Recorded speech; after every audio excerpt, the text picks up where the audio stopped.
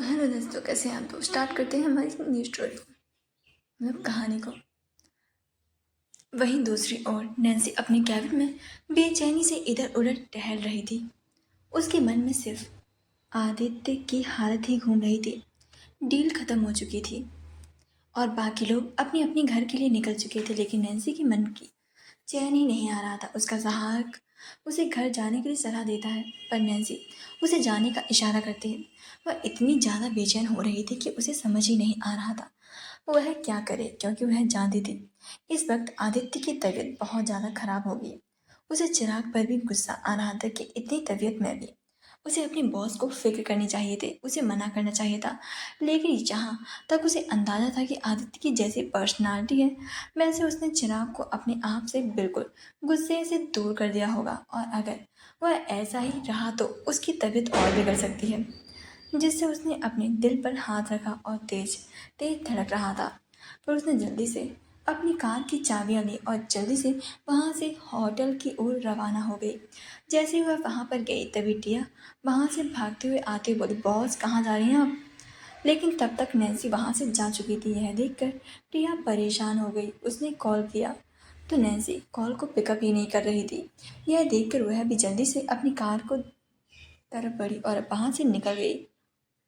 वहीं दूसरी तरफ रास्ते में नैन्सी की चिंता इतनी ज़्यादा बढ़ चुकी थी कि जब उसे एक मेडिकल डिपार्टमेंट दिखता है तो वह जल्दी से कार रोक देती है और भागकर फीवर की टैबलेट और कुछ और दवाइयों को ले लेती है, ताकि अगर आदित्य की तबीयत ज़्यादा बिगड़ी तो वह उसके पास कोई मदद तो हो। लगभग 1 घंटे के सफ़र के बाद वह होटल के बाहर अपनी कार रोक देती है और कार के अंदर से ही होटल को देखने लगती है। साफ था आदित्य के वहां पर होने की वजह से होटल की सिक्योरिटी काफ़ी ज़्यादा टाइट थी। हर तरफ उसके ही बॉडीगार्ड्स खड़े हुए थे और चारों तरफ से घिरे हुए थे, वो भी हथियारों से लैस थे। और आदित्य के बॉडी इस वक्त रात के 2 बज रहे थे। उसके मन में तरह तरह के ख्याल आ रहे थे आदित्य को लेकर कि क्या वह ठीक होगा, क्या उसे मेरी मदद की ज़रूरत है। इन सवालों ने उसके दिल को जैसे बोझिल कर दिया था। काफ़ी देर तक वह होटल को बाहर से ही निहारती रही। उसके दिल में बेचैनी और चिंता बढ़ती जा रही थी, जिस वजह से उसने एक गहरी सांस ली और वह अपनी हिम्मत को समेटती हुई कार से बाहर आई। उसने अपने हाथों में वही दवाई का पैकेट पकड़ा हुआ था। वहाँ चारों तरफ बॉडीगार्ड्स थे, जिसमें से बच पाना आसान नहीं था। उसे पता था आदित्य का रूम कहाँ था, जिससे वह होटल के पीछे चली गई, लेकिन वहाँ पर भी बॉडीगार्ड थे। यह देखकर उसने वहाँ पर रखा हुआ एक पत्थर उठाया और इधर उधर देखने लगी, तो वहाँ पर एक स्टील का बोर्ड था। यह देखकर उसने उस पत्थर को जोर से उसे बोर्ड पर दे मारा और वह जल्दी से वहाँ से खड़ी हुई और बड़ी बड़ी झाड़ियों में छुप गई। वह पत्थर मारने की वजह से एक तेज आवाज़ हुई और वहाँ खड़े 2 बॉडीगार्ड जल्दी से उस तरफ भागते हुए आए। इसी का फायदा उठाते हुए वह दूसरी साइड से अंदर की तरफ भागी गई। वह अपनी चालाकी से वहाँ खड़े सभी बॉडीगार्ड्स को चकमा देने में सफल हो गई थी।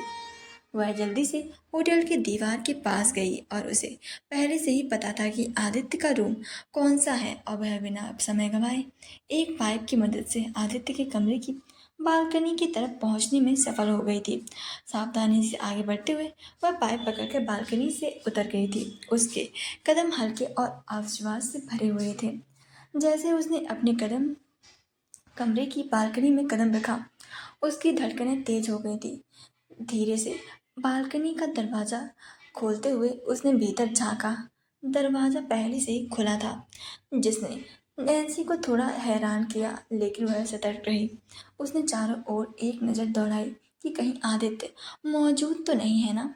उसे कमरे की एकांत स्थिति का आभास नहीं था हुआ था, जिससे उसने राहत की सांस ली और भीतर कदम रखा। उसकी नज़र अचानक बिस्तर की ओर गई, जहां आदित्य बेसुध पेट के बल लेटा हुआ था। उसकी हालत बिखरी हुई और थकी हुई सी लग रही थी, मानो किसी मानसिक और शारीरिक तनाव का बोझ उसके ऊपर हो। नैन्सी ने उसे एक पल के लिए चुपचाप निहारते हुए अपने दिल की धड़कनों को महसूस किया, जो अचानक से तेज हो गई थी। आदित्य की ऐसी हालत देखकर उसकी आंखों में चिंता की लकीरें उभर आई थी। वह बिना कुछ कहे धीरे धीरे उसके पास चली गई।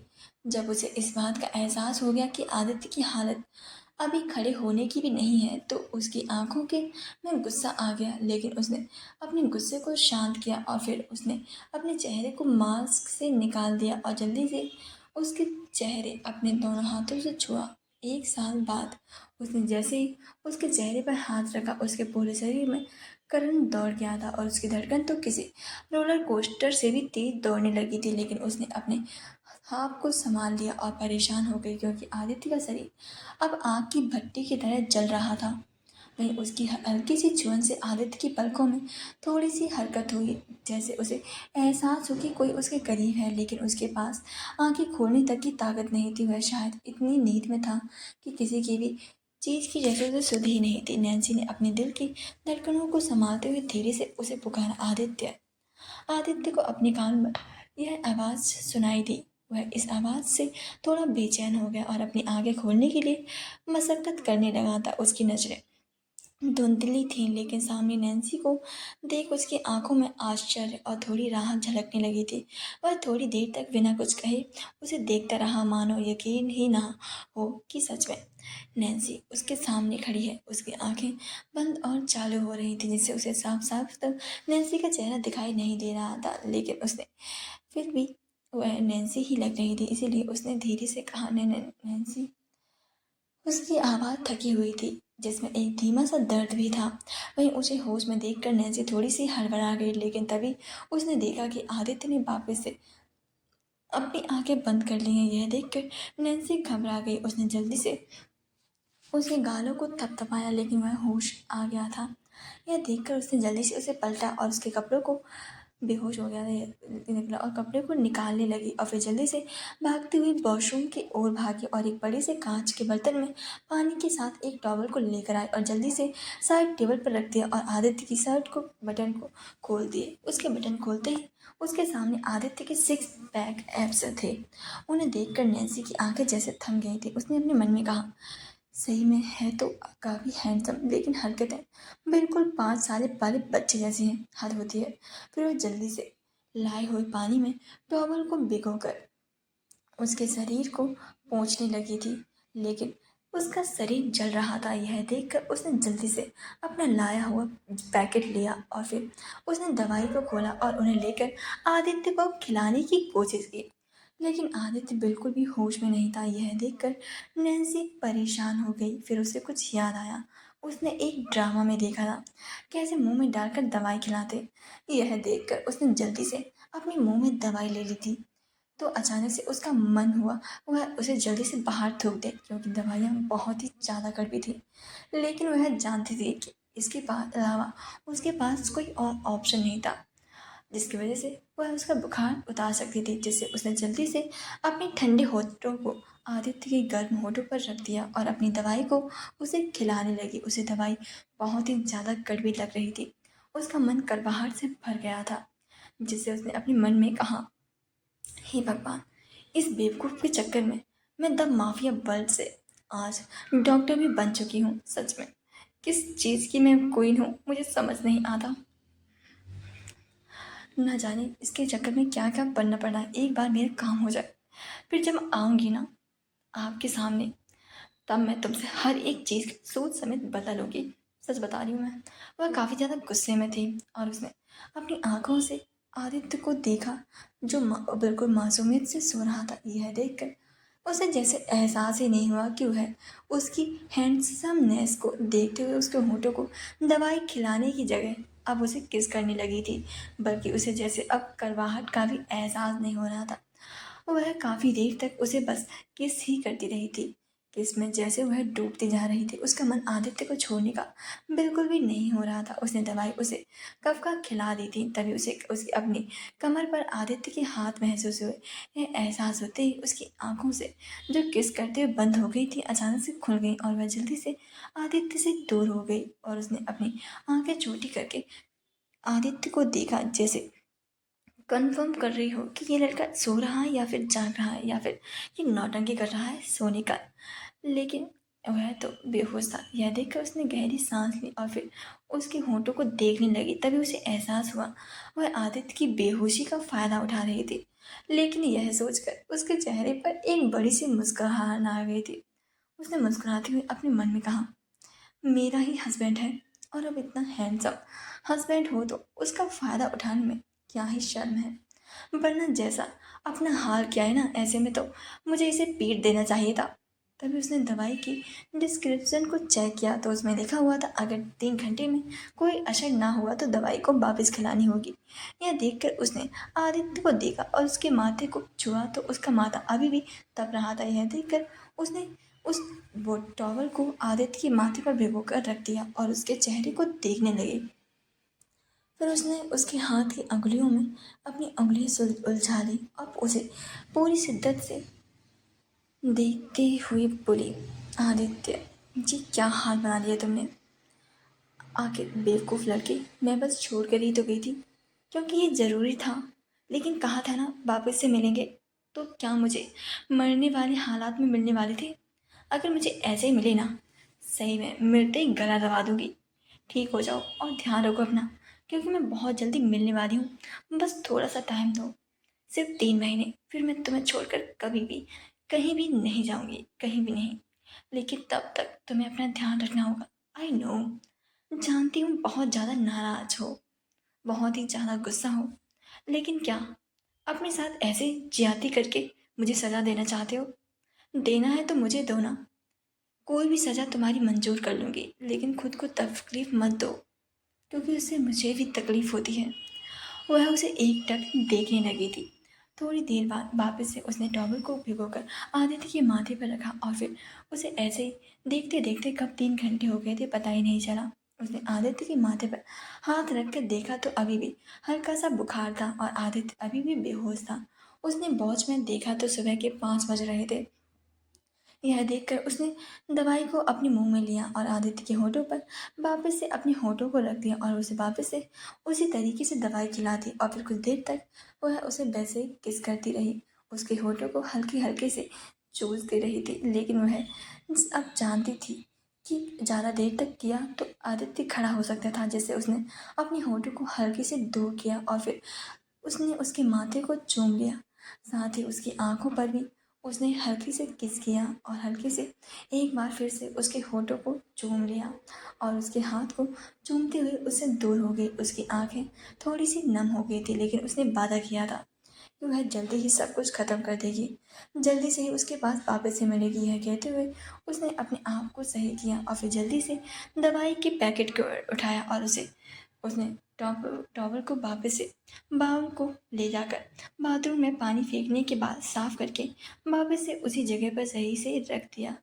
टॉवल को उसने वहां रख पर रखे हुए डस्टबिन में फेंक दिया। वह जानती थी अब आदित्य की तबीयत बिल्कुल सही हो जाएगी सुबह तक, इसलिए उसने एक बार फिर से उसके माथे पर हल्के से किस किया और उसकी शर्ट के बटन को लगा दिया और फिर मास्क को वापस से अपने चेहरे पर लगा लिया और मास्क लगाने के बाद एक नज़र उसने जी भर के आदित्य की तरफ देखा और फिर वह वापस से बालकनी की तरफ बढ़ गई और बहुत सावधानी से वह वापस से नीचे उतर आई।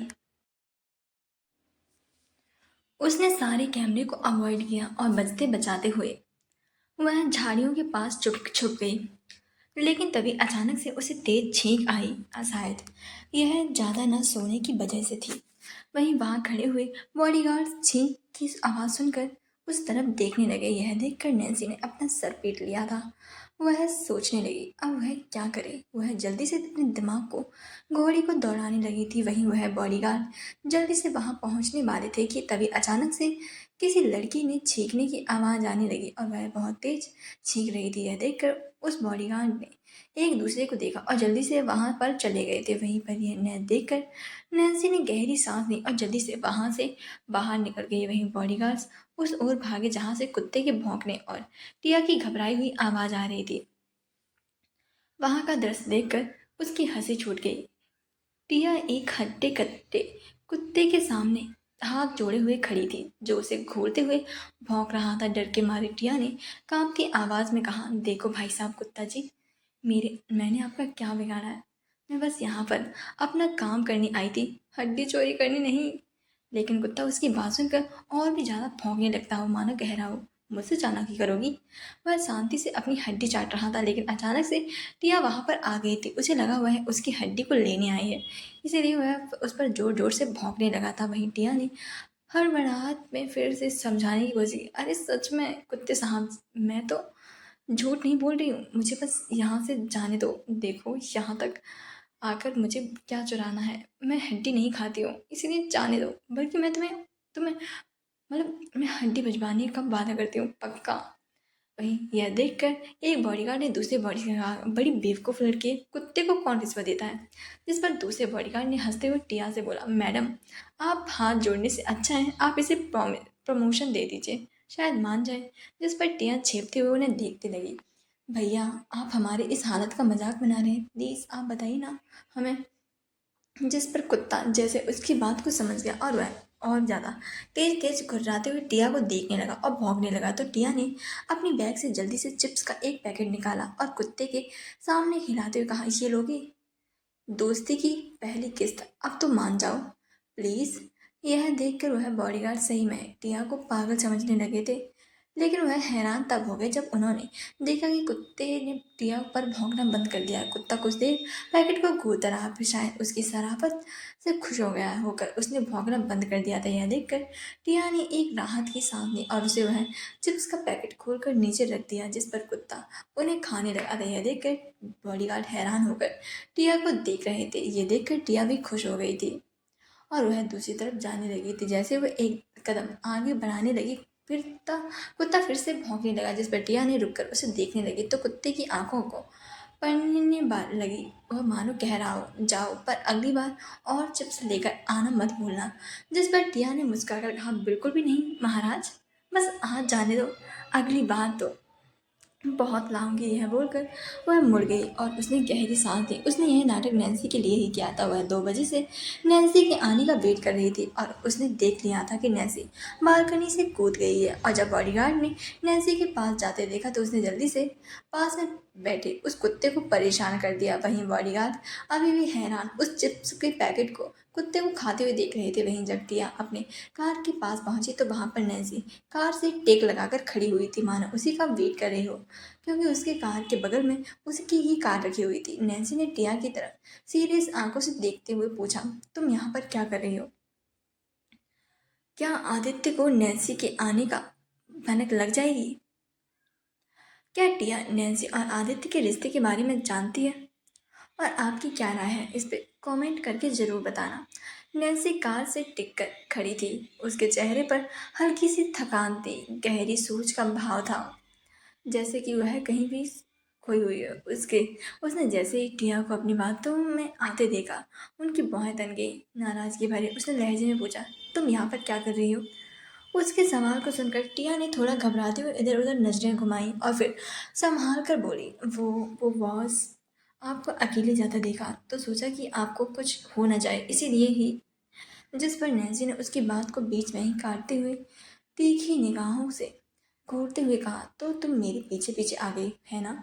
जिस पर टिया ने सर झुका दिया। यह देखकर नैन्सी ने एक गहरी सांस लेते हुए थोड़ा नरम स्वर में कहा, टिया तुम समझती क्यों नहीं हो? तुम्हें मेरी इतनी चिंता करने की कोई भी ज़रूरत नहीं है। खुद का भी तो ख्याल रखो, ये सब तुम्हारे लिए सुरक्षित नहीं है। और आज ही तुमने सब कुछ ख़त्म किया है, डॉक्टर ने भी आराम करने के लिए कहा था ना, रात को जिद करके तुमने डील की और अब मेरा पीछा। जिस पर टिया ने नैन्सी की आंखों में छलकती हुई चिंता को समझते हुए हल्की मुस्कुराहट के साथ सर झुका लिया और धीरे से बोली, बॉस आपकी फिक्र करना छोड़ दो, ये मुझसे नहीं होगा। आप मेरे लिए सिर्फ बॉस नहीं हैं, उससे भी कहीं ज़्यादा है। मैं आपकी मदद करना चाहती हूँ, चाहे कुछ भी हो। जिस पर नैन्सी एक पल के लिए उसे घूरा और फिर उसकी आंखों में नरमी उतर आई। उसने टिया के कंधे पर हल्का सा हाथ रखकर कहा, ठीक है, लेकिन अगली बार ध्यान रखना, बेवजह खुद को खतरे में डालना मत। मुझे तुम्हारी भी फिक्र है। और अब चलो जल्दी से, और आज तुम पूरे दिन बस आराम करोगे और कोई काम नहीं। और ये मेरा आज का ऑर्डर है, समझ में आया? यह बोल उसने उसके कंधे को 2 बार थपथपाया और अपनी कार में बैठकर वहां से चली गई। वहीं टिया कुछ पूछना चाहती थी, जानना चाहती थी, लेकिन नैन्सी ने उसे पूछने का मौका ही नहीं दिया था, जिस पर वह भी जल्दी से कार में बैठकर वहां से निकल गई थी। 1 घंटे बाद दोनों ही शिकावत मैंसन पहुंच गए थे। वहीं कनिष्क खड़ा होकर उन दोनों के ही आने का वेट कर रहा था। अपने अंदर बालकनी पर खड़ा होकर किसी से कॉल पर बात कर रहा था। उसके सामने देखते हुए कहा, क्या पता चला तुम्हें कुछ? जिस पर उधर से किसी लड़के की आवाज़ आई।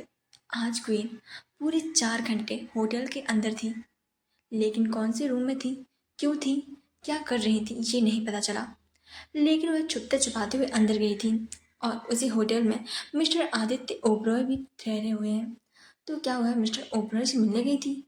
जिस पर कनिष्क की नज़र कार से बाहर निकल रही नैन्सी पर पड़ी। वह गहरी सोच में पड़ गया था। उसे भी समझ नहीं आ रहा था आखिर वह क्यों गई थी। आदित्य ने तो सीधे मुंह भी बात नहीं की थी, तो वह इस लड़की से मिले तो हो ही नहीं सकता। वह यही सब सोच रहा था, तभी उधर से आवाज आई, हेलो सर, आप सुन रहे हैं ना? आप यहीं पर हैं सर? जिस पर कनिष्क ने धीरे से कहा, ठीक है, नज़र रखो और पता करो कि वह होटल में क्या करने गई थी। यह कहते उसने कॉल को डिस्कनेक्ट कर दिया। सुबह का वक्त, होटल के अंदर आदित्य की स्वीट के बाहर चिराग खड़ा था। उसने काफ़ी बार डोर बेल बजाई, लेकिन अंदर से किसी ने रिस्पॉन्स नहीं किया। तब उसके दिल में चिंता और बेचैनी थी। उसने आदित्य की हालत देखी थी और गुस्सा और थकावट उसके चेहरे पर साफ झलक रही थी। आदित्य के शब्द अभी भी उसके कानों में गूंज रहे थे, अब मुझे डिस्टर्ब करने के बारे में सोचना भी मत। चिराग ने चाहा कि वो अपने बॉस की मदद कर सके, पर आदित्य का गुस्सा और उसके कमरे का बंद दरवाजा उसे रोक रहे थे। कुछ देर तक दरवाजे के बाहर खड़े रहने के बाद चिराग ने एक लंबी सांस ली और लौटने के लिए मुड़ा, लेकिन एक अजीब सी बेचैनी उसे वापस से खींच रही थी। आखिरकार उसने डर पर काबू पाते हुए दरवाजे को देखा और फिर जल्दी से स्टॉप से बोलकर मास्टर की को मंगा लिया। और थोड़ी देर बाद एक स्टाफ ने मास्टर की को उसके हाथों में दे दिया, जिस पर चिराग ने जल्दी से दरवाजा खोलकर अंदर चला गया। अंदर कदम रखते ही उसने देखा कि आदित्य बेड पर सो रहा है, जिस पर चिराग ने घबराते हुए कहा, बॉस, बॉस आप ठीक है ना? लेकिन आदित्य ने कोई जवाब नहीं दिया, जिस पर चिराग ने जल्दी से अपने होश के पास गया और उसे जैसे बेहोशी वाली हालत में सो रहे थे। उसने जल्दी से उनके माथे पर हाथ रखा तो चेहरा हल्का सा गर्म था। यह देखकर उसने जल्दी से डॉक्टर को बुलाने का ऑर्डर दिया। 20 मिनट के अंदर डॉक्टर वहां पर पहुंचे और तुरंत उनकी जांच पड़ताल शुरू की। डॉक्टर ने चिंतित स्वर में कहा, अभी तो ये बिल्कुल ठीक है, और रही बात है तो जो समय से रहते इन्होंने अपनी थोड़ी सी केयर कर ली है, वरना इनकी हालत और भी ज़्यादा खराब हो सकती थी। इनकी बॉडी पूरी तरीके से थक चुकी है और उन्हें रिकवर करने के लिए आराम की सख्त ज़रूरत है। साथ ही उनकी एनर्जी भी पूरी तरह से ख़त्म हो चुकी है। अगर कोई इंसान खाना ही नहीं खाएगा तो कैसे चलेगा? इन्हें अपना ख्याल रखने की बहुत ही ज़्यादा ज़रूरत है। अगर इन्हें सही से आराम नहीं मिला, एनर्जी नहीं मिली, तो हालत और ख़राब हो सकते हैं। अभी तो मैंने इन्हें बेहोशी का इंजेक्शन लगा दिया है, शाम तक होश आ ही जाएगा। चिराग डॉक्टर के निर्देशों को ध्यान से सुन रहा था, और अब इसे उसे एहसास हो रहा था कि आदित्य की हालत कितनी गंभीर है। डॉक्टर ने आदित्य के पास एक ग्लूकोज की ड्रिप भी लगा दिया था और फिर चिराग को समझाते हुए वहां से निकल गया था। वहीं चिराग ने आदित्य की ओर देखते हुए धीरे से कहा, बॉस, आप खुद को इतना सजा मत दीजिए। कभी कभी खुद का ख्याल रखना भी जरूरी होता है, और मुझे माफ़ करना, लेकिन अब मुझे यह चीज़ करना ही होगा। आपकी सेहत के लिए कोई मजाक नहीं कर सकता मैं। यह कहते हुए उसने किसी की कॉल कर दिया और कुछ बोलकर कॉल को डिस्कनेक्ट कर दिया। शेखावत मैंशन का डाइनिंग हॉल भव्य और आकर्षक था, जिसकी छत से झूमर की हल्की हल्की रोशनी नाश्ते की टेबल पर पड़ रही थी। सभी लोग आराम से बैठे हुए थे। सुबह का माहौल था और टेबल पर सभी लोग नाश्ता कर रहे थे। हर कोई अपनी प्लेटों में व्यस्त था, लेकिन मृदुला जी की लगातार नजरें दरवाजे की ओर उठ रही थी। मृदुला जी ने थोड़ी बेचैनी से चारों ओर देखा, जैसे कि किसी का इंतजार कर रही हो। कुछ पल बाद उन्होंने नजर कनिष्क पर डालते हुए कहा, कनिष्क, मेरी बच्ची कहाँ गई है? तुम तो मज़े से नाश्ता कर रहे हो, अपनी बहन को बुला लाओ। नैन्सी बिना खाए बाहर नहीं जा सकती। मृदुला जी ने मुंह से बहन सुनते ही कनिष्क के चेहरे पर हल्की सी खींच उभर आई थी। उसने चिढ़ते हुए जवाब दिया, माँ, वो अब छोटी बच्ची नहीं है, भूख लगेगी तो खुद आ जाएगी। मृदुला जी की आंखों में हल्का सा गुस्सा उभर आया था। उन्होंने कड़क आवाज में कहा, मैंने कहा ना, बहन को लेकर आओ। तब तक तुम भी नाश्ता नहीं करोगी, जाओ और उसे बुला कर लाओ। कनिष्क अब अपनी चिढ़ को संभाल नहीं पाया और उसने थोड़े गुस्से के साथ कहा, माँ, ये क्या जिद है पाल रखी है आपने? अगर उसे आना होगा तो आ जाएगी, और वो मेरी बहन नहीं है, बार बार उसे मेरी बहन मत बुलाइए। कनिष्क की इस बात पर डाइनिंग हॉल का माहौल एक पल के लिए जैसे ठहर गया था। मृदुला जी का चेहरा गुस्से में लाल हो गया था और उन्होंने चिल्लाते हुए कनिष्क से कहा, कनिष्क, क्या कहा तुमने? एक बार फिर से कहना। उसी क्षण नताशा ने जल्दी से कनिष्क का हाथ पकड़ा और चिंतित स्वर में कहा, भाई, आप क्या बोल रहे हैं? शांत हो जाइए। चेयरमैन सर, जो अब तक शांत बैठे थे, गहरी नजर से कनिष्क की ओर देखने लगे थे। उनकी आंखों में गुस्से की एक सख्त लहर दिखाई दे रही थी। उन्होंने ठंडे स्वर में कहा, कनिष्क। चेयरमैन सर के इस एक शब्द से ही इतना वजन था कि कनिष्क का चेहरा एक पल में फरक से उतर गया था। उसे समझ में आ गया था कि गुस्से में उसने कुछ ऐसा कह दिया है जो शायद उसे नहीं कहना चाहिए था। उसने अपनी आंखें बंद कर ली और माँ की तरफ देखा, जो कि कनिष्क को गुस्से से घूर रही थी। भाई मृदुला जी का गुस्सा तो जैसे कनिष्क को देखकर बढ़ता ही जा रहा था और ठंडा होने का नाम ही ले नहीं ले रहा था। उन्होंने गहरी सा आवाज में पूछा, क्या कहा तुमने कनिष्क? कि वो तुम्हारी बहन नहीं है?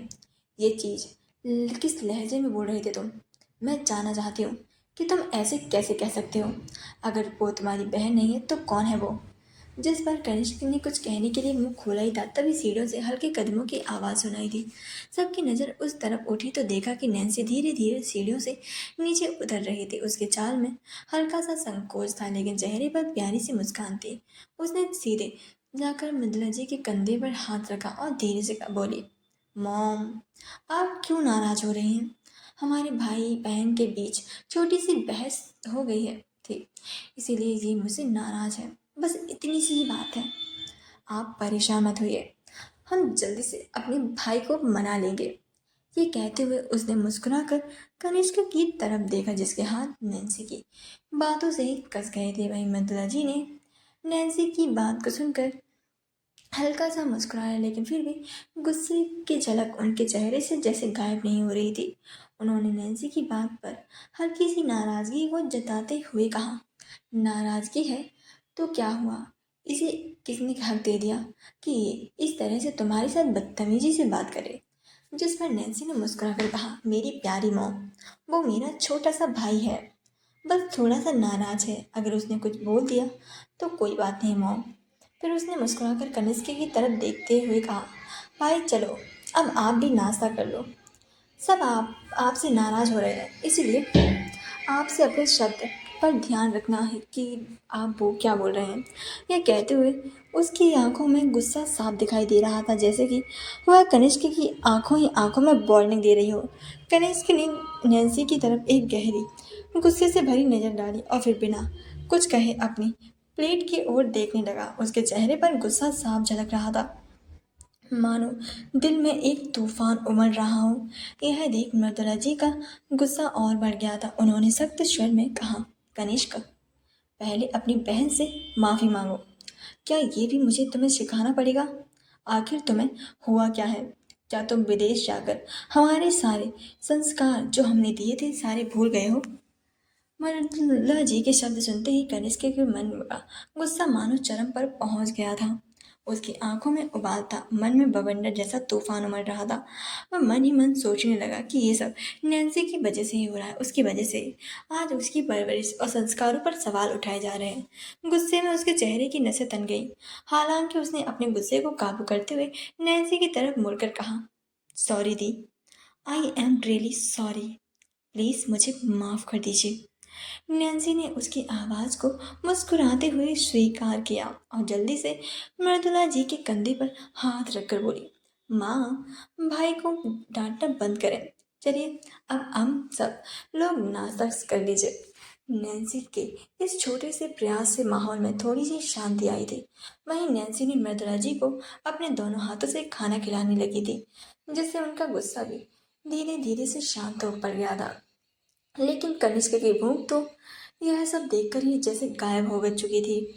उसने नाश्ते में कोई भी रुचि नहीं दिखाई और वह बार बार गुस्से से नैन्सी को और देखता रहा, जो अब उसके माता पिता से खुलकर बातें कर रही थी। उसकी आवाज में आत्मीयता और मासूमियत थी, जिससे सभी का ध्यान उस पर ही था। उसके इस ड्रामे से कनिष्क के मन में टीस उठ रही थी। उसे अचानक से अपनी बहन मायरा की बहुत ही ज्यादा याद आने लगी थी।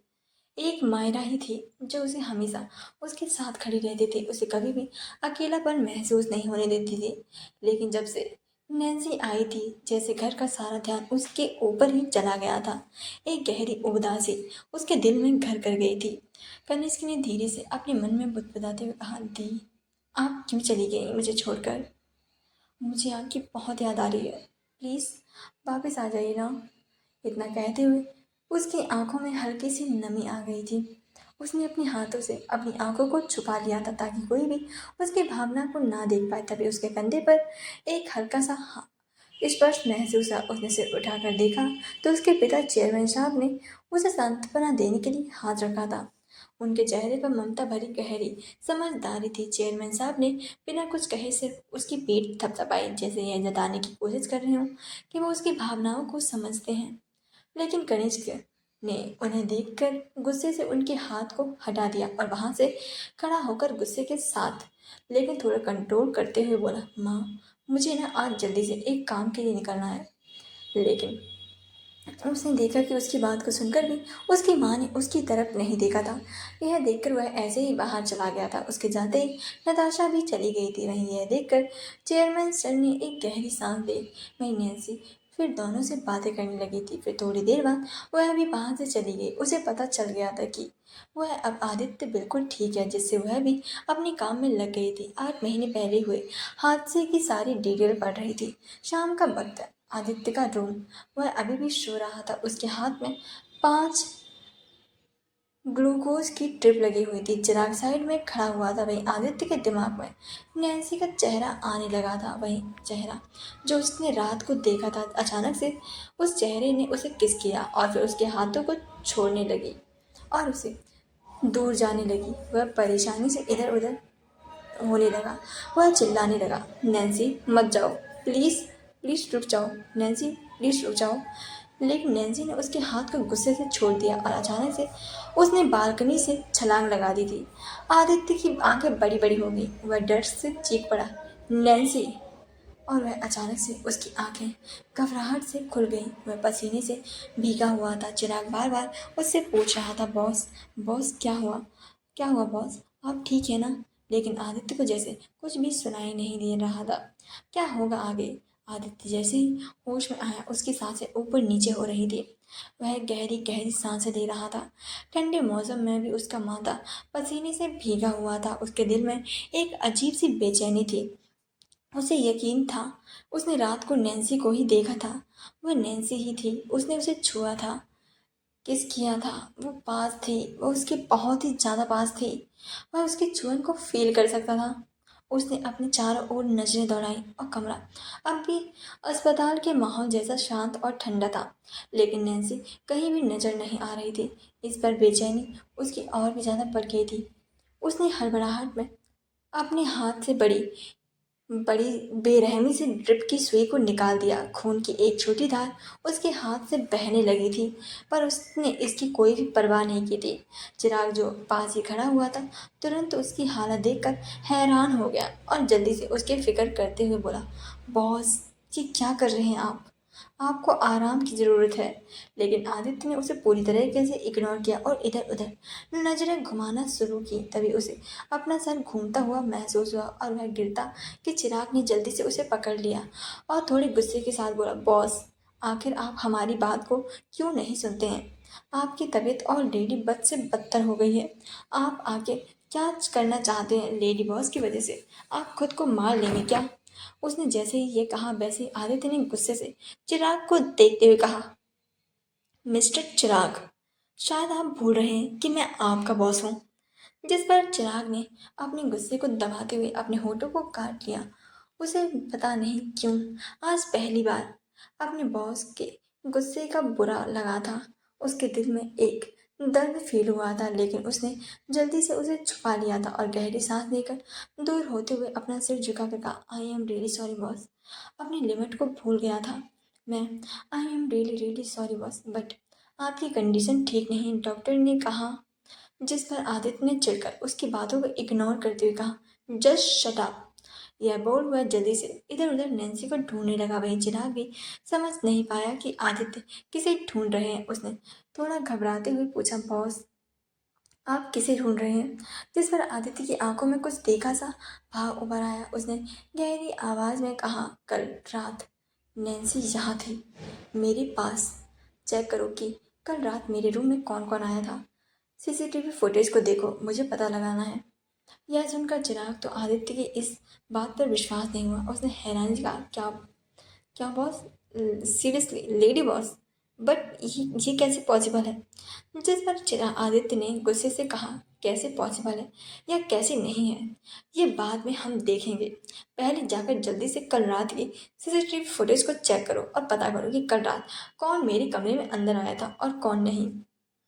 मेरे आसपास की कौन था, सारी डिटेल मुझे चाहिए जल्द से जल्द। जिस पर चिराग ने संदेह से कहा, लेकिन बॉस कल रात आपके रूम में तो कोई भी नहीं आया था। जिस पर आदित्य ने गुस्से से उसे घूरते कहा, बस तुम्हें जो कहा गया है ना वो करो, मुझे सारी डिटेल चाहिए। जिस पर चिराग ने घबरा कर सिर झुकाया और जल्दी से वहां से निकल गया। चिराग के जाते ही आदित्य ने कमरे के हर कोने को ध्यान से देखना शुरू किया, जैसे कहीं कोई सुराग छूट न जाए। उसने चारों ओर देखा, बट नैन्सी के वहां पर होने का कोई भी शान दिखाई नहीं दे रहा था। यह देखकर उसने अपने कदम बाथरूम की ओर बढ़ा दिए, लेकिन वहां भी सन्नाटा ही मिला। तभी उसकी नजर अचानक से डस्टबिन में पड़े हुए एक गीले तौलिए पर गई। उसे देखकर आदित्य का दिल तेजी से धड़कने लगा था। उसे लगा कि नैन्सी सच में यहाँ थी। उसकी आंखों में एक अजीब सी चमक आ गई थी। उसने बुदबुदाते हुए कहा, तुम वापस आई थी, सच में तुम थी, लेकिन तुम क्यों क्यों चली गई? अब क्यों मेरे साथ ये खेल खेल रही हो? आखिर करना क्या चाहती हो?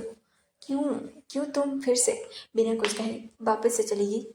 वह बाथरूम से बाहर आया और कमरे में टहलते हुए उसने नैन्सी के चेहरे की छवि को याद करने की कोशिश की। उसे अचानक से याद आया कि नैन्सी ने उस वक्त एक खास ड्रेस पहनी हुई थी, कुछ ऐसा जो उसे कहीं पहले भी देखा हुआ लग रहा था। फिर उसके दिमाग में अचानक से ऑर्गेनाइजेशन की क्वीन की ड्रेस का ख्याल आया। उसे याद आया कि वही ड्रेस क्वीन ने भी पहन रखी थी। आदित्य के दिमाग में जैसे अचानक से बिजली सी कौंध गई थी। उसने क्वीन की आंखें याद आने लगी थी, ठंडी गहरी बेपरवाह।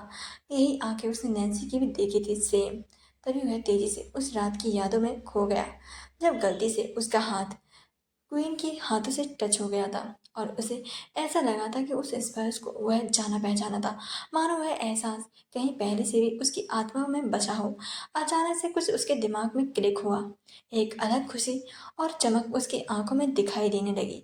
उसकी सांसें तेज हो गईं। वह जल्दी से एक जगह बेड पर बैठ गया और दोनों हाथों को सर पर रखकर आंखें बंद करके सोचने लगा। तो उसे सब कुछ साफ साफ दिखाई देने लगा। सच में वो नए ड्रेस क्वीन ने पहन रखी थी, वो आंखें नैन्सी की ही आंखें थी, वो छुअन जो मैंने फील की थी वह नैन्सी की ही फील की थी। अचानक से उसकी आंखें खुल गई। उसने खुशी से कहा, सच में हाँ, क्वीन ही नैन्सी है। तभी अचानक से वह खुशी से उसके भीतर गुस्से की आग में तब्दील हो गया। उसकी मुट्ठियां कसकर बंद हो गई और उसने दृढ़ता से खड़े हो गया। आखिरकार मैंने तुम्हें ढूंढ ही लिया, अब देखता हूँ तुम मुझसे बचकर कैसे जाती हो। उसी वक्त चिराग कमरे में घबराया हुआ वापस आया और अपने बॉस को उसने कैमरे में घबराया हुआ और वो बोला, बॉस मैंने सीसीटीवी फुटेज चेक किया है, कल रात आपके रूम के आसपास कोई भी नहीं आया था, ना ही किसी भी कमरे में कोई भी लड़की कैप्चर हुई है। जिस पर आदित्य को नैन्सी की स्किल्स के हिसाब से यही उम्मीद थी कि उसने यह आने से पहले सबूत ही मिटा दिए होंगे। जिससे उसने चिराग की ओर तिरछी नजरों से देखा और दांत पीसते हुए कहा, मुझे ब्लड मून ऑर्गेनाइजेशन की क्वीन से मिलना है, उसकी सारी डिटेल निकालो और मेरी जल्द से जल्द उससे मीटिंग फिक्स करो।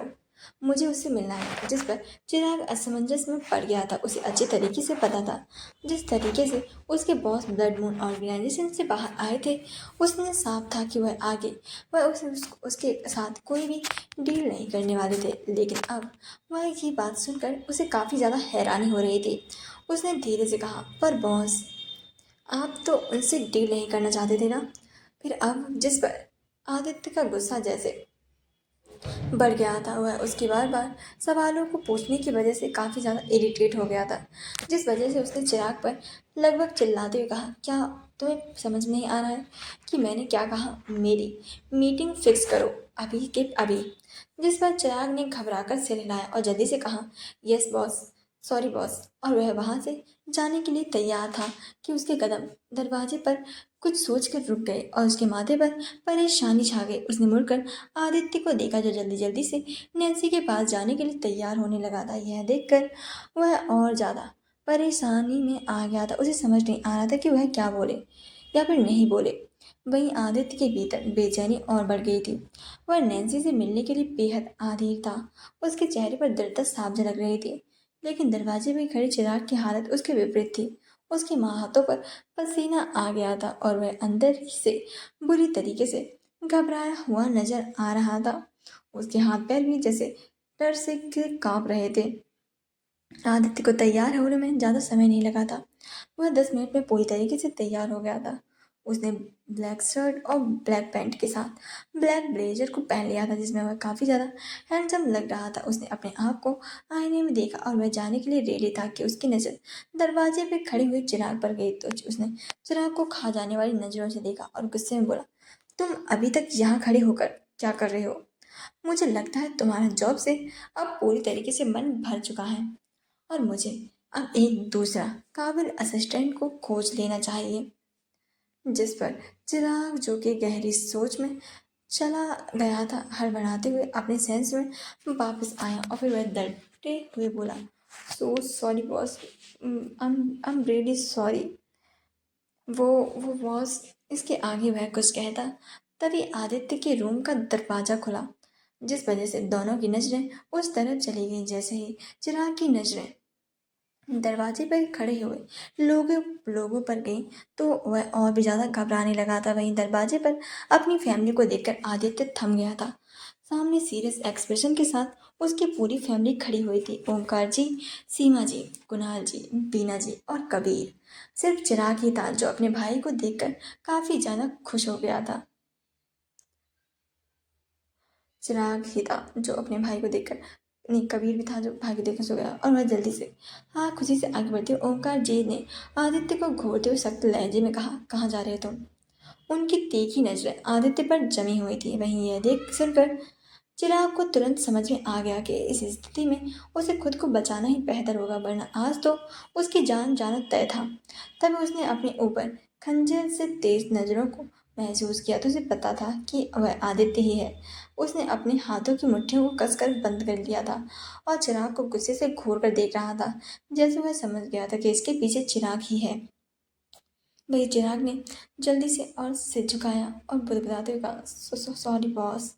यह कहते हुए वह जल्दी जल्दी से वहां से भाग जाना चाहता था, लेकिन दरवाजे को ओबरा फैमिली ने घेर रखा था।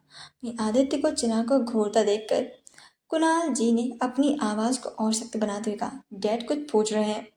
आदित्य, तुम चिराग को घूरना बंद करो और डैड के सवाल का जवाब दो। ये बन ठन कर आखिर तुम जा कर रहे हो?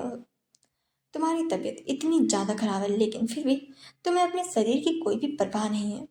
कुणाल जी की बात सुनकर आदित्य ने अपनी नजरें चिराग पर से हटा ली। वह एक पल को खामोश हो गया था। वह कुणाल जी को बताना चाहता था कि वह नैन्सी से मिलने जा रहा है, लेकिन अब तक उसके पास पक्के सबूत नहीं थे कि वह सच में नैन्सी ही थी। ऐसे में किसी से इस बारे में बात करना ना समझी होती। उसने जल्दी से अपने विचारों को अपने मन में समेट लिया और जल्दी से कहा, वो डैड, वो एक्चुअली ना दादाजी, मुझे एक ज़रूरी मीटिंग करनी है और अभी ही करनी है, बहुत ही ज़्यादा अर्जेंट है। बस मैं 2 घंटे में आकर आपसे आराम से बात करता हूँ। आप आराम से फिर मुझे डांट भी सकते हैं। जिस पर सीमा जी ने गुस्से में आगे बढ़ते हुए आदित्य की छड़ी से मारते हुए कहा, तू नालायक, अभी रुक, मैं तेरा अभी थप्पड़ मार मार कर भूत उतारती हूँ। एक तो अपना ख्याल नहीं रखा और मरते मरते बचा है, और ठीक होते ही फिर से शुरू हो गया। ऊपर से अपनी फैमिली से अब झूठ भी बोलना सीख गया है। तुझे तो मैं आज छोड़ूंगी नहीं। जिस पर आदित्य ने जल्दी से बसते हुए कहा, अरे दादी, क्या कर रही हो? बड़ा पोता हूँ मैं आपका। इतने बड़े पोते को कौन मारता है, भला वो भी मेरे असिस्टेंट के सामने? मेरी क्या इज्जत रह जाएगी दादी? जिस पर चिराग को यह देखकर काफ़ी ज़्यादा मज़ा आ रहा था। भाई सीमा जी ने गुस्से में कहा, बड़ा होगा तो दुनिया के सामने, मेरे सामने तो तू अभी छोटा ही है। इसीलिए अपनी जुबान चलाना बंद कर और चुपचाप से, और आज से मैं तेरी खाल उधेड़ कर ही रहूंगी। जिस पर आदित्य ने जल्दी से बीना जी के पीछे पीछे छुपते हुए कहा, माँ आप तो कुछ बोलिए। जिस पर बीना जी ने सामने से हट जाती और बोलती, इसमें तो मैं कुछ भी नहीं बोल सकती और ना ही कर सकती हूँ। मैंने आज तक तुम्हें ना तो डांटा था और ना ही कुछ कहा था, कभी भी रोका भी नहीं और ना ही टोका था, बल्कि तुमने भी कभी भी ऐसी गलती नहीं की थी। लेकिन अब जब तुमने इतनी बड़ी गलती की है तो सज़ा तो मिलनी ही होगी। जिस पर आदित्य ने कहा, मॉम। जिस पर सीमा जी ने फिर से एक छड़ी लगाते हुए कहा, मॉम के बच्चे, तू अब आ जा। आज मुझे आज तुझे मेरे हाथों से कोई भी नहीं बचाने लगा वाला। यह देखकर तो कबीर की आंखों में तारों की तरह चमक रही थी। उसने अपनी सजा कंप्लीट कर ली थी और अब वह सोच समझ कर गलती करता था, लेकिन उसने कभी भी नहीं सोचा था कि उसकी तरह ही कभी उसके भाई को भी पिटाई हो सकती है। उसने खुशी खुशी अपने मन में कहा, सही है जो मैं अभी अपनी फैमिली के साथ आ गया, वरना इतना बड़ा ड्रामा तो मैं मिस ही कर देता और मुझे इसका पूरी ज़िंदगी भर रिग्रेट होता। थैंक गॉड दादी अच्छे से पीटो और अच्छे से। और मन ही मन दादी को चेयर अप करने लगा था। वहीं दादी आदित्य के पीछे एक हाथ धोकर पड़ी गई थी। जिस पर आदित्य ने थक हार कर कहा, दादी कहीं नहीं जा रहा, मैं यहीं हूँ, ओके यहीं रहूँगा, अब प्रॉमिस अपना अच्छे से ख्याल रखूँगा। जिस पर दादी ने अपनी उसे घूरते हुए नज़रों से कहा, क्या तू सच बोल रहा है? जिस पर आदित्य ने कहा, दादी मैं कभी झूठ बोलता हूँ क्या? जिस पर कवि ने जल्दी से बीच में आते हुए कहा, दादी अभी ही तो झूठ बोला था दादी। जिस पर दादी वापस से आदित्य को कुछ बोलती कि तभी कुणाल जी ने चिराग की तरफ देखते हुए कहा, डॉक्टर को बुलाओ। जिस पर चिराग अपना सिर हाँ में हिला देते हैं और थोड़ी देर बाद सभी लोग सोफे पर बैठे हुए थे। डॉक्टर ने वापस से आदित्य को ग्लूकोज की ड्रिप लगा दी थी। यह सब देखकर आदित्य काफ़ी ज़्यादा फ्रस्ट्रेटेड महसूस कर रहा था और काफ़ी ज़्यादा चिढ़ गया था। वहीं ओमकार जी ने अब डॉक्टर से अपने सख्त लहजे में पूछा, आप इसकी हमें डिटेल में कंडीशन समझा सकते हैं? जिस पर आदित्य के डॉक्टर को गुस्से से घूरने लगा था, जैसे कह रहा हो, अगर तुम्हारे मुंह से कुछ भी निकला ना तो तुम्हारी तो खैर नहीं है। जिस पर डॉक्टर पसीना पसीना होने लगा था, वह बोलने में हिचकिचाने लगा था कि तभी दादी ने आदित्य के सर पर मारते हुए गुस्से से कहा, तू उसे ऐसे घूरना बंद कर और डराना बंद कर, समझा? वरना मेरे हाथों से 2-3 थप्पड़ और खाएगा। इसलिए शांति से चुपचाप से आंखें बंद करके आराम कर। जिस पर आदित्य ने डॉक्टर को घूरते हुए अपनी आंखें बंद कर ली। डॉक्टर अब भी डरा हुआ था। उसके पसीने की बूंदें चेहरे से छलकने लगी थी। तभी कुणाल जी ने स्थिति को संभालते हुए कहा, आपको चिंता करने की कोई भी जरूरत नहीं है। अगर ये शेर है तो हम भी शेर हैं और आपके साथ कुछ भी नहीं होगा, इसीलिए मुझे सब कुछ बताओ। जिस पर डॉक्टर ने एक नज़र पहले तो आदित्य की तरफ देखा जो अपनी आंखों बंद किए सो रहा था, फिर धीरे धीरे उसने बताना शुरू किया, इनकी कंडीशन बिल्कुल भी सही नहीं है। इन्हें न हर वक्त ज़्यादा से ज़्यादा काम करके अपना ध्यान ना रखकर अपनी कंडीशन को पूरी तरह से ख़राब कर लिया है। इनके शरीर में कोई भी एनर्जी नहीं है। टाइम से खाना और पानी ना पीने की वजह से इनका शरीर दिन ब दिन कमज़ोर हो रहा है। अगर ऐसा ही रहा तो ये इनके लिए काफ़ी ज़्यादा खतरनाक हो सकता है। अभी उनकी बॉडी इस स्थिति में उसे बर्न आउट कहा जाता है। बर्न आउट एक ऐसी स्थिति है जिसमें अत्यधिक मानसिक शारीरिक थकावट और शरीर की ऊर्जा और पोषण की कमी एक साथ मिलकर व्यक्ति के स्वास्थ्य को प्रभावित करते हैं।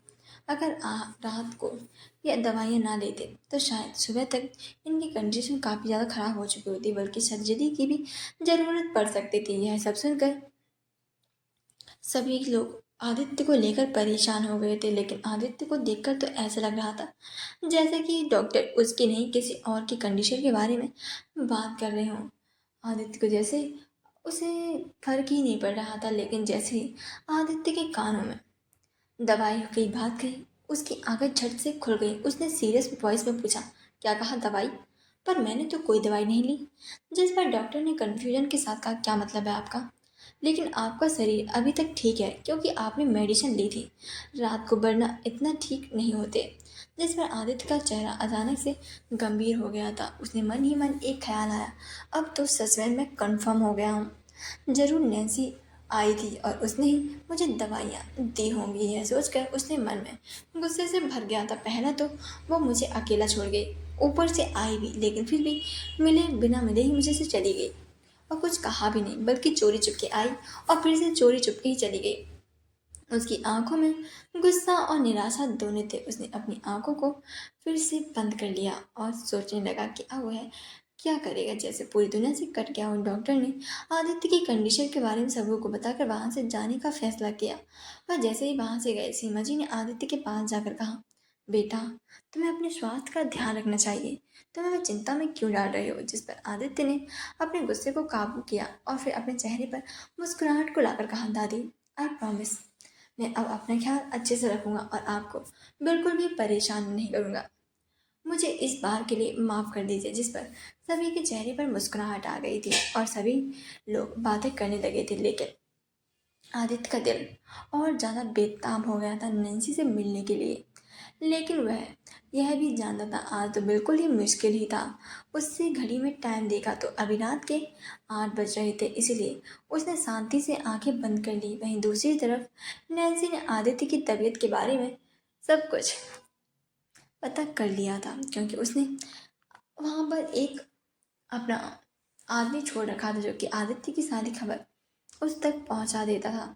इसलिए अब वह अपने प्लान पर फोकस करना चाहती थी। वह 8 महीने पहले भी घटना की सारी फाइल को पढ़ रही थी, लेकिन उसे कोई भी क्लू नहीं मिल रहा था। जिससे उसने इरिटेट होकर कहा, जो भी है बहुत शातिर है, एक भी सबूत नहीं छोड़े साली ने। अब क्या करूं, कैसे सॉल्व करूं सब?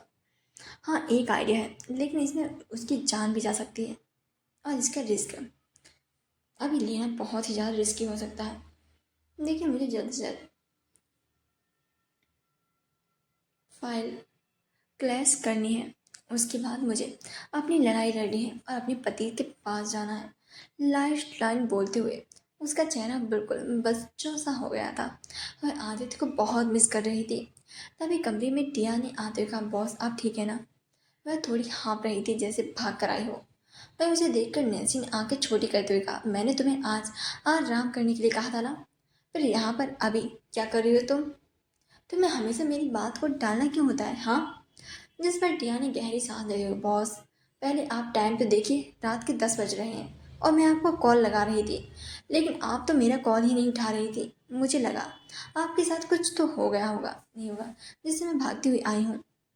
मैं थोड़ा आपके लिए डर से गई थी बॉस। यह सुनकर नैन्सी ने जल्दी से अपना फ़ोन देखा। सच में रात के 10 बज चुके थे और उसके फ़ोन पर 30 मिस कॉल पड़ी थी। यह देखकर नैन्सी ने फ़ोन को वाइब्रेशन मोड पर डाल दिया था। फिर टिया की तरफ देखते हुए कहा, आई एम सॉरी परेशान करने के लिए। फ़ोन कम साइलेंट मोड पर चला गया, मुझे पता ही नहीं चला था। लेकिन तुम बताओ, इतनी कॉल्स क्यों कर रही थी और ऐसे भागते हुए क्यों आई हो? जिस पर टिया ने गहरी सांस लेते हुए जवाब दिया, वो दरअसल मिस्टर आदित्य के असिस्टेंट का कॉल आया था।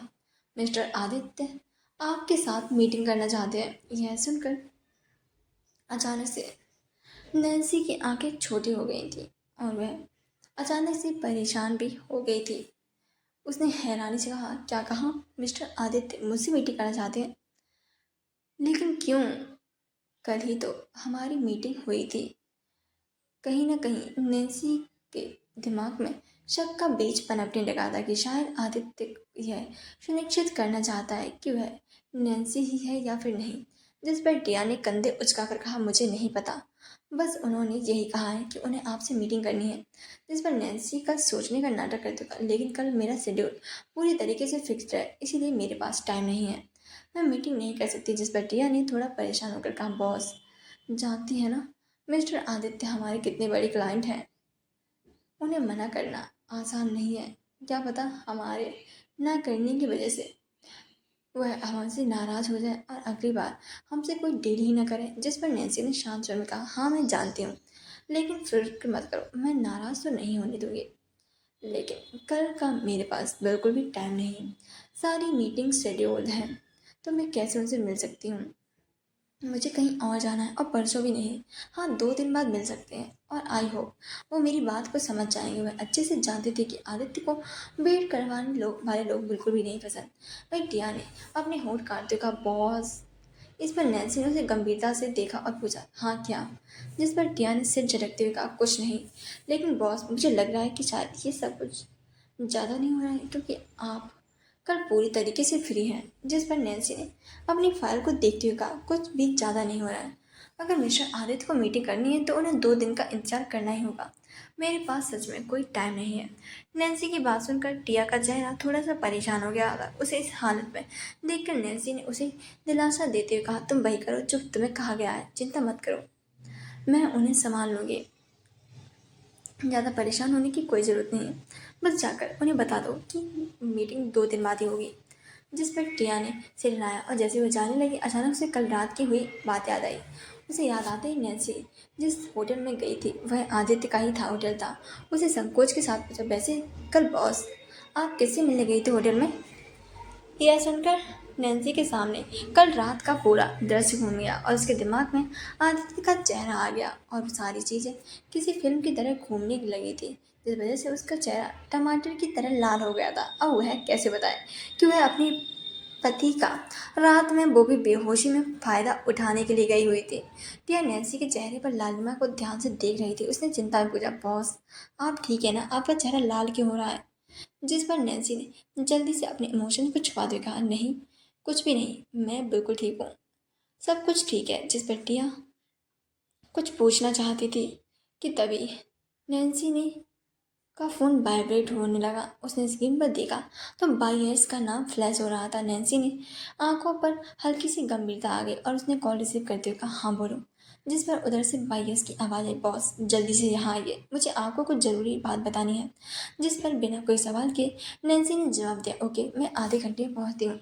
और फिर उसने टिया की तरफ देखते हुए कहा, टिया तुम यहीं रहो, मुझे कुछ काम से बाहर जाना है और चिंता मत करो, मैं किसी भी खतरे में नहीं जा रही हूँ। जिस पर टिया ने थोड़ी चिंता के साथ कहा, बॉस मैं भी चलती हूँ ना? जिस पर नैन्सी ने अपना लॉन्ग कोट उठाते हुए गंभीरता से कहा, नहीं मैं नहीं चाहती कि मेरी गैर मौजूदगी में किसी को शक हो, इसीलिए तुम यहीं रहो। जिस पर टिया ने सिर हिलाकर सहमति जताई और नैन्सी वहां से एक गुप्त दरवाजे से बाहर निकल गई। तो कौन है वाईएस और किससे मिलने जा रही है नैन्सी?